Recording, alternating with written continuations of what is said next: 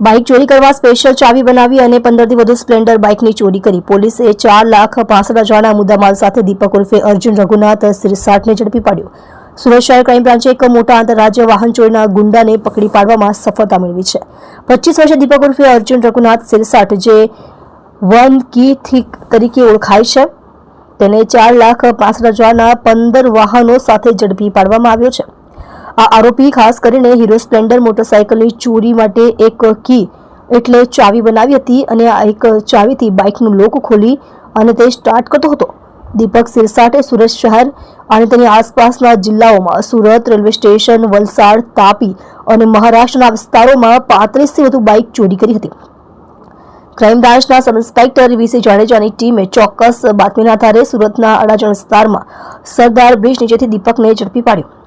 One કી થીફની technique DCP Bhavesh રોજાએ જણાવ્યું હતું કે આરોપી સ્પ્લેન્ડર બાઇકની ચોરી માટે પોતાની પાસે રહેતી એક ચાવીનો ઉપયોગ કરતો હતો, જે દરેક બાઇકના લોકને અનલોક કરી શકતી હતી। તે ચોરી કરેલી બાઇકને સુરતના જુદા જુદા વિસ્તારોમાં છુપાવી રાખતો હતો અને પછી મોટા પાયે વેચાણ માટે મહારાષ્ટ્ર લઈ જતો હતો।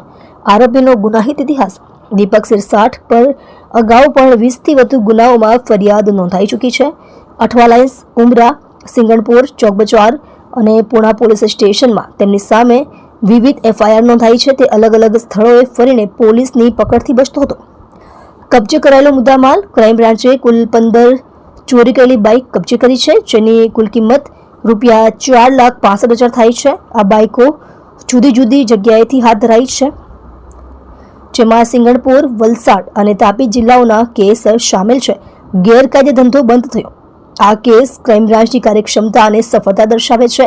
વન કીનો ઉપયોગ કરીને દીપક સિરસાટ અનેક વખત લોકોને મોટી આર્થિક ખોટ પહોંચાડી ચૂક્યો હતો, પણ આ તકે તેને ઝડપી પાડવામાં અનેક બાઇક માલિકોને રાહત મળી છે। દીપક સિરસાટને કોર્ટમાં રજૂ કરીને વધુ રિમાન્ડ લેવામાં આવી રહ્યા છે। પોલીસ દીપકને મળેલી ચાવીથી ચકાસણી કરી રહી છે અને તેના નેટવર્કમાં સંડોવાયેલા અન્ય શખ્સોની પૂછપરછ શરૂ કરી છે।